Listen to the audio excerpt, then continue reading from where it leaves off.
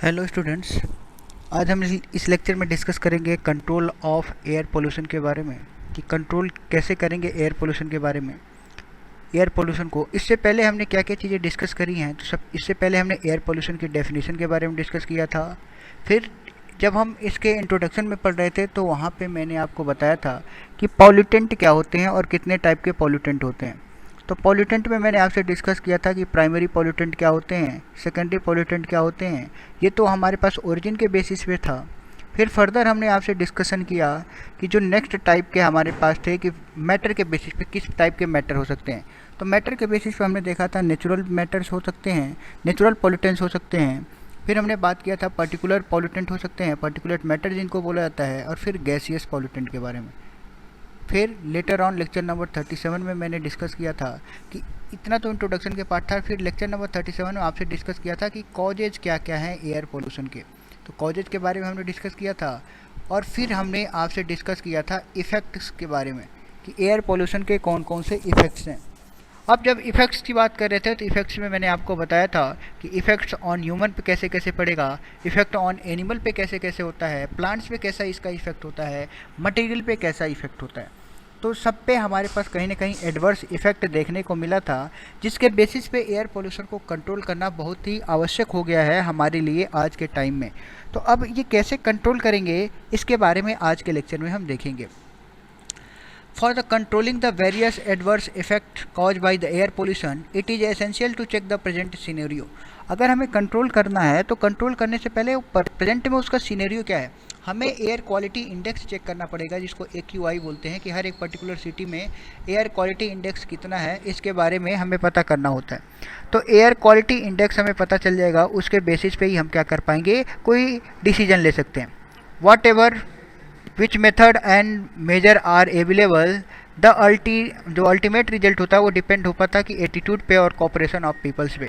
आपने बहुत अच्छी टेक्निक्स बना दी, आपने बहुत सारे टेक्निक्स की यूज़ कर लिए, लेकिन उसके बावजूद भी अगर आपके पास कॉपरेशन ऑफ पीपल नहीं है, लोगों का सहयोग नहीं है, तो ये थोड़े से हमारे लिए डिफ़िकल्ट हो जाता है हमारे लिए कि हम उसको कैसे कंट्रोल कर रहे हैं। तो पब्लिक अवेयरनेस क्या होता है हमारे लिए बहुत ही ज़्यादा नेसेसरी होता है एयर पोल्यूशन को कंट्रोल करना है। इस मेथड में एयर पोल्यूशन जो है वो can be reduce and check through the combine effect. Air pollution को हम क्या कर सकते हैं, चेक कर सकते हैं, कंबाइन इफेक्ट को उसको रिड्यूस कर सकते हैं by the help of government, non government organisation, social group और लोकल ग्रुप के द्वारा। इन सब के अलावा all the methods are measured to check the air pollution depend upon the type of air pollutant। अब जितने भी एयर पोल्यूटेंट होते हैं उनके टाइप पे क्या होते हैं, डिपेंडेंट होते हैं एयर पोल्यूशन, चाहे वो हमारे पास पर्टिकुलर मैटर हो चाहे हमारे पास गैसियस पोल्यूटेंट हो। तो पर्टिकुलर मैटर भी हो चाहे गैसियस पोल्यूटेंट हो, इस पे बेसिस पे हम देखेंगे। अब इसी के बेसिस पे हमारे पास क्लासिफिकेशन कितने टाइप का होता है उसके बारे में हम डिस्कस करेंगे। लाइक हमारे पास कंट्रोल करने के लिए हम किसको किसको कंट्रोल करेंगे, तो कंट्रोल करने के लिए हम बात करेंगे पर्टिकुलर पॉल्यूटेंट जो है उसको कैसे कंट्रोल किया जाएगा। और सेकेंड में हम डिस्कस करेंगे गैसियस पॉल्यूटेंट है, उन गैसियस पॉल्यूटेंट को कैसे कंट्रोल किया जाता है। तो सबसे पहले हम बात कर रहे हैं यहाँ पे आपके पास पर्टिकुलेट पॉल्यूटेंट को कैसे कंट्रोल किया जाता है। तो यहाँ पे पहला मेथड है डाइल्यूशन से। दूसरा क्या है कि हमारे पास कुछ सोर्सेज पे ही क्या किया जाए, कंट्रोल कर दिया जाए। जैसे कि हमें पता है कि एयर पोल्यूशन बहुत ज़्यादा क्वांटिटी में होगा, तो हम क्या कर सकते हैं, रॉ मटेरियल में चेंजेस कर सकते हैं, इसके प्रोसेस में चेंजेस कर सकते हैं, कुछ इक्विपमेंट में मॉडिफिकेशन कर सकते हैं और जोनिंग कर सकते हैं। जोनिंग के बेसिस पे चीज़ें हो सकती हैं। इन सब के अलावा कुछ स्पेशल इक्विपमेंट का यूज करते हैं। अब ये स्पेशल इक्विपमेंट कैसे होते हैं इनको मैं आपको एक पीपीटी के थ्रू आपको शो कर रहा हूँ। तो सबसे पहली टर्म्स आपको पास दिख रही है कि कौन कौन से इक्विपमेंट हैं। तो सबसे पहला इक्विपमेंट हमारे पास सामने निकल के आता है, वो होता है हमारे पास ग्रेविटी सेटलिंग चेम्बर। इसको बोलते हैं ग्रेविटेशनल सेटलिंग चेम्बर बोलते हैं, ग्रेविटी सेटलिंग चेम्बर भी बोलते हैं। दूसरा फैब्रिकेशन फिल्टर्स होते हैं, स्क्रबर्स होते हैं, साइक्लोन सेपरेटर होते हैं और इलेक्ट्रोस्टैटिक प्रेसिपिटेटर होते हैं। तो इतनी चीज़ें हमारे पास होती हैं। अब इन्हीं सारे टर्म्स को हमें क्या करना है, एक एक करके पढ़ना है, एक एक करके इनके बारे में जानना है कि ये क्या होते हैं, कैसे होते हैं और कैसे इनको कंट्रोल किया जाएगा। तो सबसे पहला टर्म्स आपके पास आ रहा है कि gravitational settling chamber. Gravitational settling chamber को क्या होता है, कैसे होता है, इसके बारे में देखिए। यहाँ पे आपके पास एक इमेज दिख रहा है, यहाँ पे इस एक इमेज दिख रहा है। इस इमेज में क्या दिख रहा है कि लेफ्ट साइड से आपके पास पॉल्यूटेड एयर यहाँ से एंट्री करेगी और यहाँ पे आपके पास फ्रेश एयर आ जाएगी। अब इसमें क्या होता है, इसमें क्या होता है कि जो आपके पास ग्रेविटेशनल सेटलिंग चेंबर है, जब भी एयर यहाँ से इस बॉक्स चेंबर में आती है तो उसको कंप्रेस किया जाता है। उसको क्या किया जाता है, कंप्रेस किया जाता है। अब कंप्रेस करने से क्या फ़ायदा होगा, तो कंप्रेस करने से एक फ़ायदा हमें ये दिखेगा कि जो भी पार्टिकल्स दूर दूर थे, इसमें अगर कोई 4 पार्टिकल हैं, वो पार्टिकल्स क्या हो जाएंगे, नज़दीक नज़दीक आ जाएंगे, क्योंकि कंप्रेस हो रहा है। तो कंप्रेस होगा तो इसका जो चेंबर है साइज रिड्यूस हुआ, तो जो भी पार्टिकल्स दूर दूर थे वो क्या हो जाएंगे, क्लोज आ जाएंगे। और जब पार्टिकल क्लोज आएंगे तो क्या होगा, ग्रेविटी एक्शन के चलते नीचे की तरफ क्या हो जाएंगे, सेटल हो जाएंगे। तो एक्शन क्या हो रहा है, ग्रेविटी एक्शन हो रहा है, जिसकी वजह से वो क्या हो रहे हैं, इस चैम्बर में सेटल हो रहे हैं, जिसके बेसिस पे इसका नाम पड़ा था ग्रेविटेशनल सेटलिंग चैम्बर। अब इसमें किस टाइप के पार्टिकल्स रिमूव होते हैं, तो ऐसे पार्टिकल्स जिनका साइज 50 माइक्रोन से ज़्यादा होता है वो रिमूव होते हैं। स्पेशली गैस के पार्टिकल्स होते हैं, और पार्टिकल जो सेटल होते हैं अंडर द ग्रेविटेशनल फोर्स, कि जो हमारे पास ग्रेविटेशनल फोर्स होता है उसके अंतर्गत ये क्या होते हैं, सेटल होते हैं। इसके कुछ एडवांटेज के बारे में बात करते हैं, तो इसका जो कॉस्ट होता है वो लो होता है, आसानी से इसको डिज़ाइन किया जा सकता है, लो प्रेशर ड्रॉप पे भी होता है, लो मेंटेनेंस कॉस्ट होता है, ड्राई एंड कंटिन्यूस डिस्पोजल होता है। डिसएडवांटेज कि इसको इस्टेब्लिश करने के लिए हमारे पास लार्ज स्पेस की ज़रूरत पड़ती है, लेस कलेक्शन इफिशिएंसी होती है, only larger particle can be collect हो सकते हैं, इससे स्मॉलर पार्टिकल्स नहीं हो पाएंगे। तो स्मॉलर पार्टिकल्स को कैसे हम कलेक्ट करेंगे, तो उसको कलेक्ट करने के लिए हम यूज़ करते हैं नेक्स्ट। अभी हमने बात किया 50 माइक्रोन से क्या है, लार्जर पार्टिकल्स, जो 50 माइक्रोन से लार्जर हैं उसकी मैंने बात किया। अब जो नेक्स्ट हमारे पास पॉइंट है 50 से स्मॉल, तो 50 से लेकर 10 माइक्रोन के लिए हम साइक्लोन सेपरेटर का यूज़ करते हैं। इसका इमेज आपको समझना बहुत ज़रूरी है।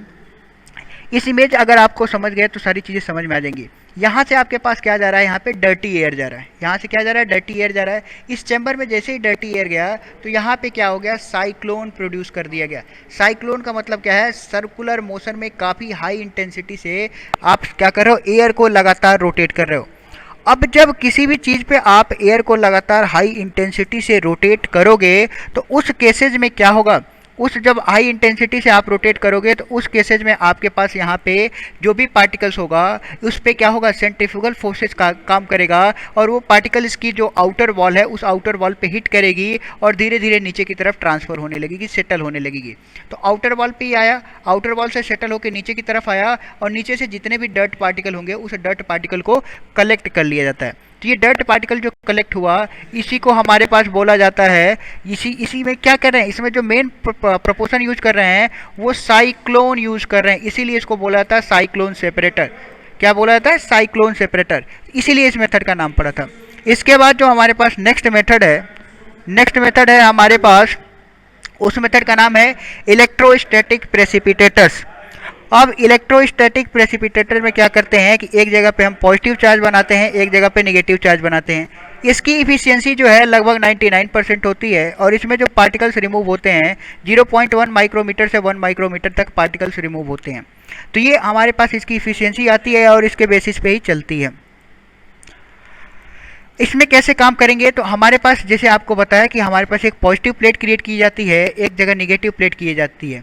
जो भी पार्टिकल्स हमारे पास यहाँ से मूव करेंगे वो अगर उनमें अगर पॉजिटिवली चार्ज होगा तो नेगेटिव की साइड अट्रैक्ट हो जाएंगे, और नेगेटिव चार्ज होगा तो पॉजिटिव प्लेट पे अट्रैक्ट हो जाएंगे। तो इस प्लेट से हमें क्या करना होता है, उस पार्टिकल्स को कलेक्ट कर लिया जाता है, और इसके बाद जो आगे एयर थी वो हमारे पास फ्रेश एयर दिखती है, तो वो हमारे पास फ्रेश एयर है। इसके एडवांटेज डिसएडवांटेज आपको मेंशन है। आखिरी होता है फैब्रिक फिल्टर, जिसको हम बोलते हैं क्लोथ फिल्टर, और जनरली ये आपको हर एक घरों में देखने को मिल जाएगा। कैसे कैसे ये काम करता है, इसके अंदर से क्या की जाती है, हवा को पास किया जाता है, और जब हवा इसके फिल्टर बैग से बाहर जाती है तो वो क्या होती है, वहाँ पे डिफरेंट टाइप के बैग्स होते हैं। उन बैग्स से ये टकरा के जो भी पार्टिकल्स होते हैं वो पार्टिकल्स क्या हो जाते हैं, रिटेन हो जाते हैं, रुक जाते हैं, इसलिए ये आगे मूव नहीं कर पाते। तो ये कुछ हमारे पास ऐसे मैटर थे जिसमें सस्पेंडेड पार्टिकल्स को रिमूव किया जाता है। इस सब के अलावा तो हमने जो स्पेशल इक्विपमेंट थे उसकी बातें कर लिया था। अब इसके अलावा अगर हमारे पास कोई और मैटर हुआ, लाइक हमारे पास गैसियस पॉल्यूटेंट हुआ, तो उसको कंट्रोल करने के लिए हम एब्जॉर्प्शन का यूज़ करते हैं, एडजॉर्प्शन का यूज़ करते हैं, और कंबशन करते हैं।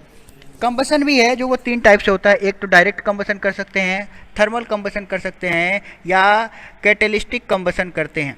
इसके अलावा कंडेंसेशन से भी ये चीज़ें रिमूव हो जाती हैं और बायोफिल्ट्रेशन से ये चीज़ें कंट्रोल की जाती हैं। बाकी आज के टॉपिक में हमने क्या क्या डिस्कस किया, इस टॉपिक में हमने डिस्कस किया कि एयर पोल्यूशन क्या को कैसे कंट्रोल करेंगे, कौन कौन से हमारे पास इक्विपमेंट हैं, कैसे कैसे ये चीज़ें हैपन होंगी, उसके बारे में हमने इसमें डिस्कस किया।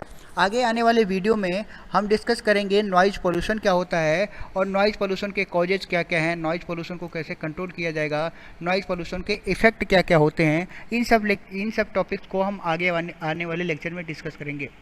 Okay, thank you class.